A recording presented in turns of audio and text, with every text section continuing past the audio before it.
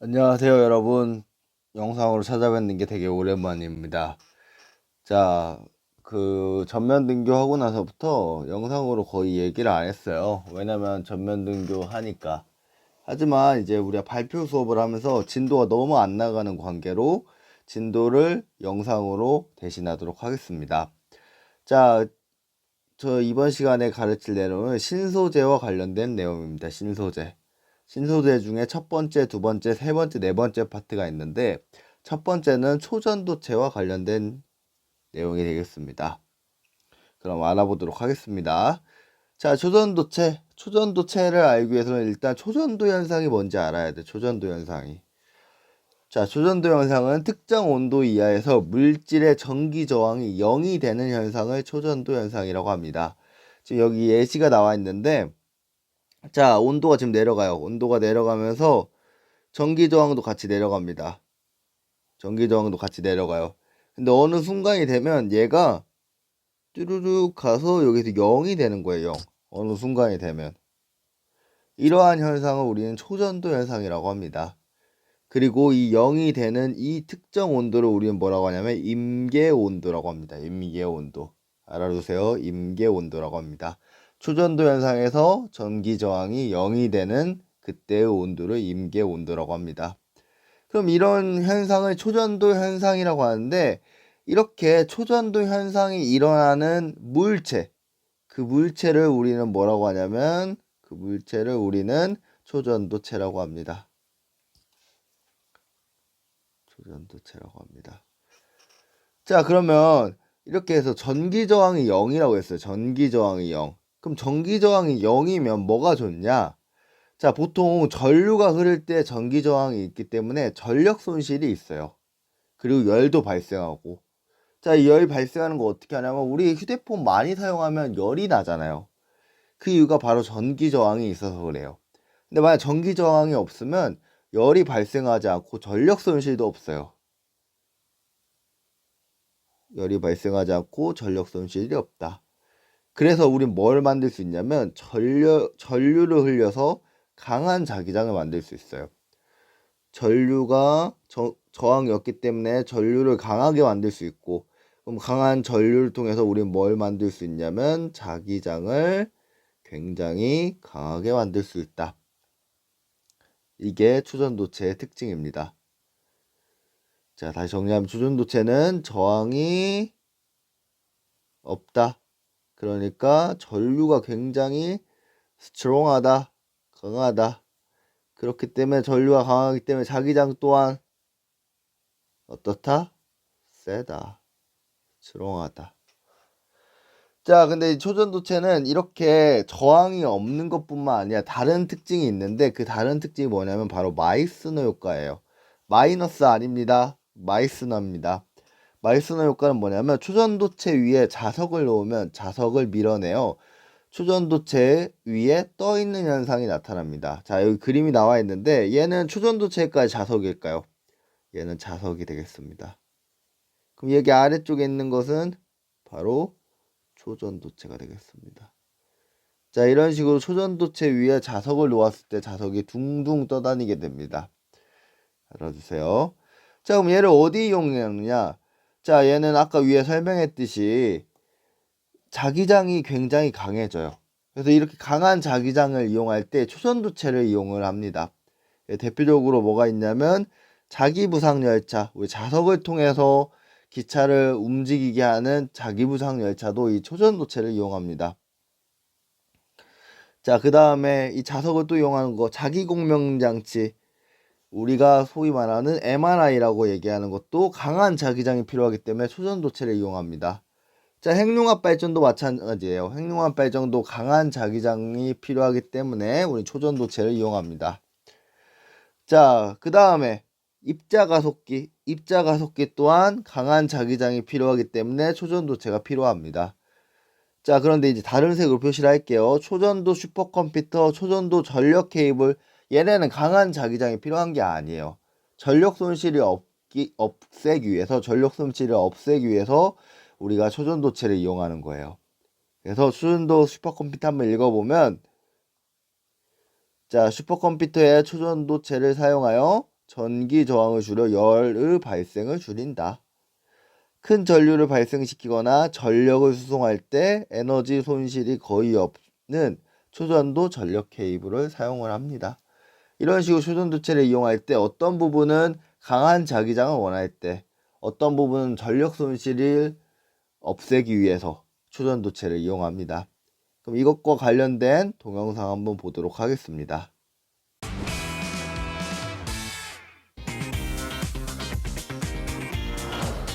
자, 이러한 현상 뭐라고 했죠?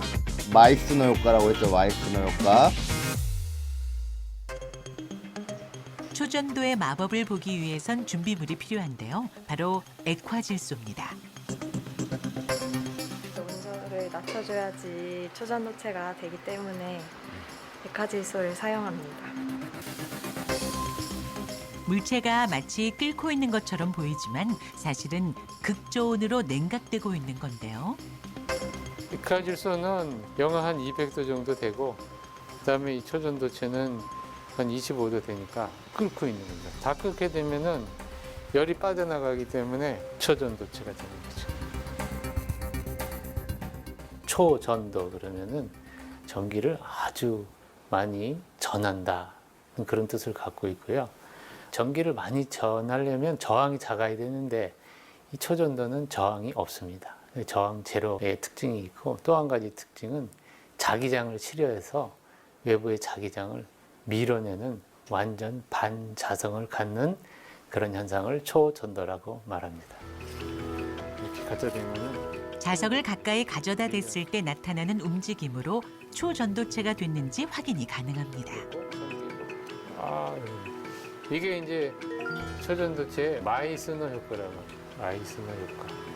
반자성 성질이 있어서 이 자력을 밀어내지만 이 초전도체가 되기 전에 자력을 갖다 대면 그때는 자력이 들어갑니다. 그러니까 자력도 들어가 있고 또 밀어내기도 하고. 초전도체가 자력을 밀어내는 힘과 외부의 자력을 잡아당기는 힘, 그리고 실험 공간에 작용하는 중력까지 세 가지 힘이 서로 평행을 이루면 초전도체가 자석 아래에 매달린 것 같은 현상을 볼 수 있는데요. 이렇듯 초전도만이 가진 특징은 전기를 활용하는 많은 산업 분야에 적용 가능성이 열려 있습니다. 지금 이제 활용되고 있는 분야는 우리 의료용으로 활용되고 있는 분야가 있는데, 병원에 가면은 우리 몸을 진단하는 MRI라는 의료기가 있습니다. 그 둥그런 통이 초전도체로 만드는 자석입니다.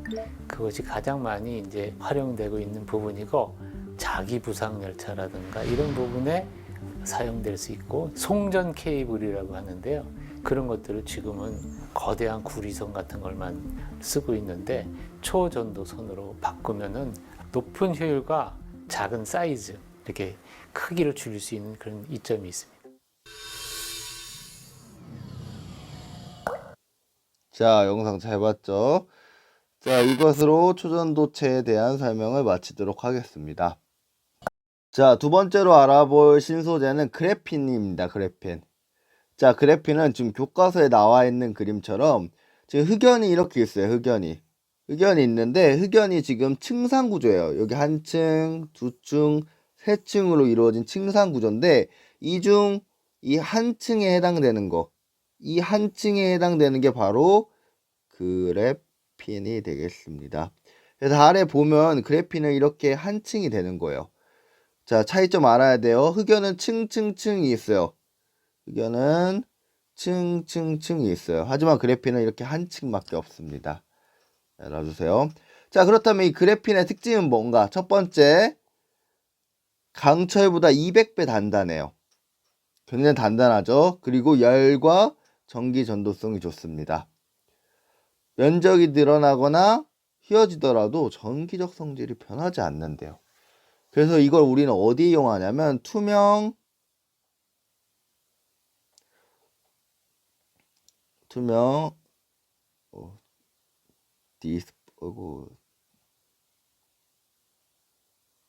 디스플레이에 이용합니다.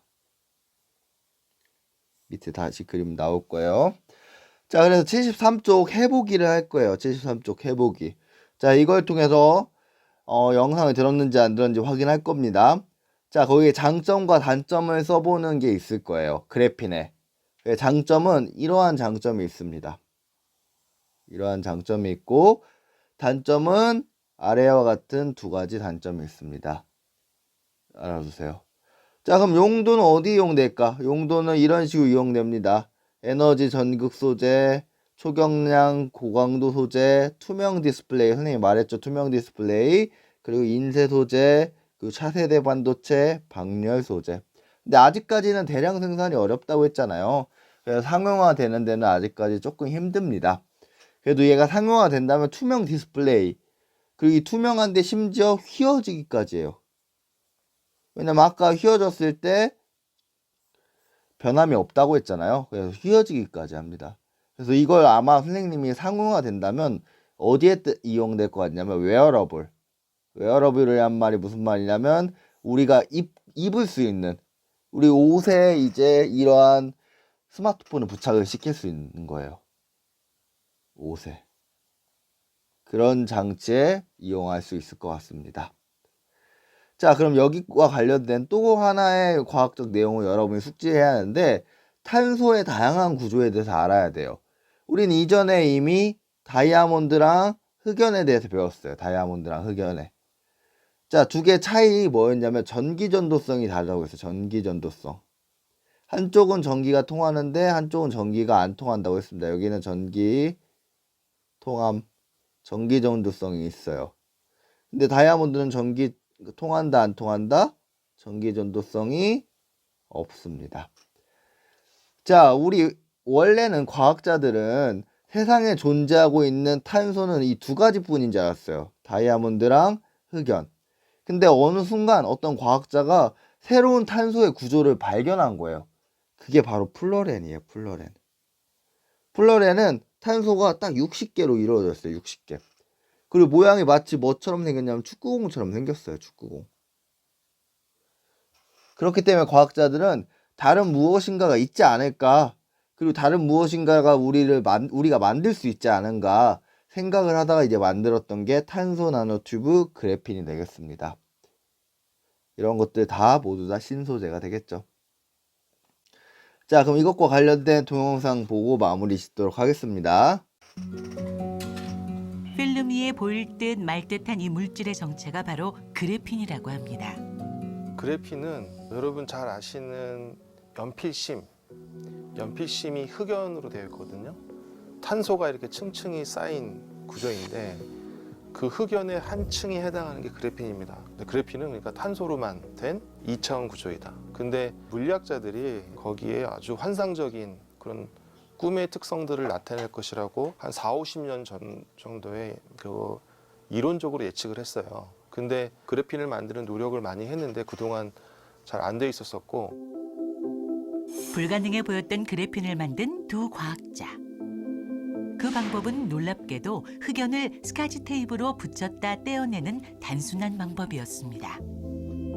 당시는 저는 컬럼비아 대학교에서 이제 김필립 교수님이란 분하고 탄소 소재를 연구하고 있었어요. 그 흑연을 이제 하나하나 깎아서 원자 한 층까지 만드는 거를 열심히 하고 있는데 갑자기 논문이 나온 거죠. 우리는 굉장히 어려운 방법으로 막 나노 연필 만들어서 막 깎아서 하고 있는데 그걸 그냥 흑연 스카치 테이프로 딱딱딱 해서 문질러 가지고 너무나 간단하게 진짜 중고등학교 학생도 할 수 있는 그러한 방법으로 한 장의 그래핀을 만든 거죠. 드디어 그래핀이 세상에 처음 나오게 된 거죠. 육각형의 탄소 구조가 층층이 쌓여있는 흑연을 한 층으로 만든 것이 그래핀인데요. 신축성 및 유연성이 뛰어나 차세대 신소재로 각광받고 있습니다. 그동안 이론으로만 존재했던 그래핀을 러시아 출신의 과학자가 최초로 구현해 노벨 물리학상을 수상하게 됐습니다. 획기적인 연구 업적, 하지만 한계가 있었습니다. 문제는 흑연에 출발해서 만든 것들은 크기가 제한되어 있습니다. 보통 수마이크로, 커봐야 수십 마이크로니까 우리 머리카락보다도 훨씬 가는 크기죠. 근데 이거로는 사실은 우리의 어떤 실생활에 쓰이게 충분한 크기가 아니기 때문에 상용화 이런 게 어렵겠죠. 그래서 그래핀을 어떻게 하면 크게 만드느냐. 그게 이제 당시에 가장 큰 숙제였었습니다. 상용화의 첫 번째 관문인 대량 생산과 대형화 기술 개발에 성공한 홍 박사.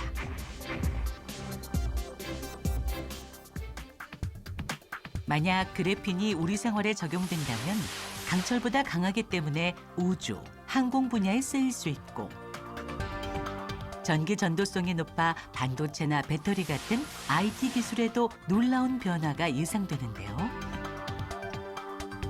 투명 전극으로도 만들 수 있기 때문에 그야말로 공상과학 영화 속 이야기를 이루어줄 물질이라 할 수 있습니다. 자, 이걸로 그래핀에 대한 설명을 마무리하도록 하겠습니다.